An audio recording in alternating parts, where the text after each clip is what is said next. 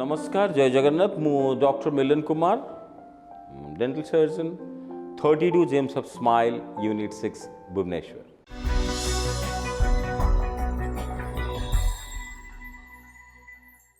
Today we will talk of gum bleeding दांतरू रक्त पड़िबा बा माढ़ीरू रक्त पड़िबा। ब्लीडिंग होउची मो पार्टीरू ब्रश कले एटा commonest problem in today's context in winter and beginning of summer. आजिकली कौन होची ना इरेस्पेक्टिव ऑफ सीजन भी दांतरू रक्त पड़ुची। एथिरे तीनिटा प्राइम फैक्टर्स। प्रथम हे गला hormones. Hormone is prime factor for making a generating blood in gums. Second हे गला सलाइभा लाल लाल रे लालर कंटेंट जदि शुष्क है रक्त बाहर पार्टी शुष्क हो गले रक्त बाहर ओठ खंडिया हे चिरीज। द्वितीय काम है जदि इन एक्सेस गेस्ट्रेशन हम लाल ड्रुपिंग हम तेबे कौन हम ना हाइपर इरिटेबिलिटी हम एवं गम्स फुलीज आर्टिफिशियल स्वेलिंग हम जहाँ सीडो एपिथेलियम फॉर्मेशन कर ब्लीडिंग हम। थर्ड हो गला आपणकर in excess of depending on spice or savanness, spice, smoke, your spirit, alcohol.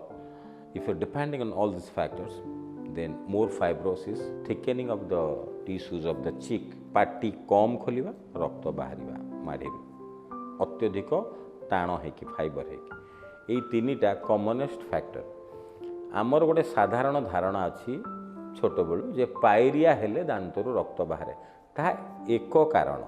Pyorrhoea कहले अत्यंत दुर्गंध पार्टी मैला जमाट बांधा दूषित होगा जड़े परिष्कार निजक न रखा परिच्छन्नता अवलंबन न कर हम ताहार मात्रा आजिर दिन में बहुत कम। आजिर दिन में प्रिभैलेंट फैक्टर हूँ हार्मोन फैक्टर कहीं आम सूर्यर सूर्यायन गति अनुसार आम पूर्वपुरुष मानक भली काम करूना से सकाळ प्रातः सूर्योदय काम को जाऊे बिल को जाऊे पाठ पढ़ाक जाऊे हल करने जाऊे बगीचा करने जाऊे संध्या गाउणा बाजणा करने जाऊे संध्या सुधा घर को फेरी आसुले। आमर जीवन धारणा बदली जाइए। आमे कौन करूँ ना late we hours we working till we hours आमे 12टा गोटाए रात्रि पर्यंत काम करुछु। द्वितीय आमे लंच स्किप करी जाउछु काम अत्यधिक कार्य व्यस्तता जो लंच स्किप करी जाउछु। डिनर को एकाठी होई सांग माने बंधु माने बसी आमे डिनरटा लंच भली खाउछु। सेइथिरे चपाती नान भात chicken barbecues spice everything we are taking potatoes लड़ पोटैटो चिप्स कोल्ड ड्रिंक्स एवं आउ गोटे एक तो डिनरटा को लंच भली खाउछु। तृतीय है से आम कौन करूँ ना से ग्लूटामेट मिश्रित पदार्थ को अत्यधिक सेवन करुचु माने खाइबा बेले ता सहित कोका कोला को रखिकी खाऊँ नान खाऊँ ता संगे कोका कोला पीकी खाऊँ। सेकेंड चिकेन स्टिक बारबिक्यू ता संगे मायोनीज यही भली जो खाद्यपेयर अभ्यास यह कौन करुच्ची शरीरर हॉर्मोन रो मात्रा को खाली संकुचित करूना केतक हार्मोन बंद हो जाउची केतक हार्मोन इन एक्सेस हो जाउची जहाँपाई आजिर प्रिभैलेंट कंडीशन होची we are sitting on the capital of diabetic in India.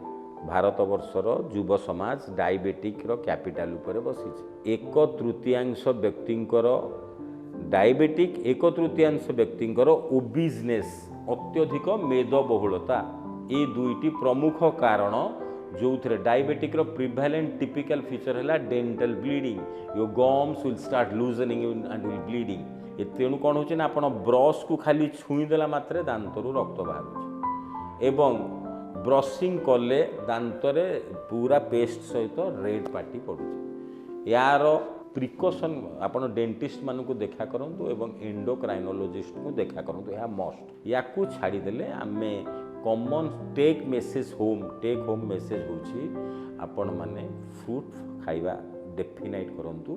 जो माने डायबिटिक से माने पियर्स खाई परिबे गुआभा खाई परिबे जो माने नॉन डायबिटिक से माने एप्पल वालनट एंड बेरीज खातु। द्वितीय हैला दांत घसिला बेले आपण कौन करंतु ना पेस्ट को दांतर ब्रश भितरे नियंतु एवं प्रथमे किसी टूथपेस्ट को आग लगे दिंतु माड़ी wait for 1 minute time then you do the brushing आपण रोटेट करी करी ब्रश करंतु नरम ब्रश दंत ब्रश व्यवहार करते एबे बैम्बो ब्रश मध्य उपलब्ध है बाउंस काठरे निर्मित ब्रश उपलब्ध बाजार में ताकू व्यवहार करिपारंती charcoal impregnated toothpaste available and it is pretty good you use them second use some primrose oils vitamin Es and vitamin Cs याकू व्यवहार करंतु एथिरे माढ़ी शुष्कता चली जा सहित जिंजिभाल क्रेविक्युलर फ्लूइड बा माढ़ीर जो पानी जलीय अंश ताहा इंटैक्ट रहिबो समान रहिबो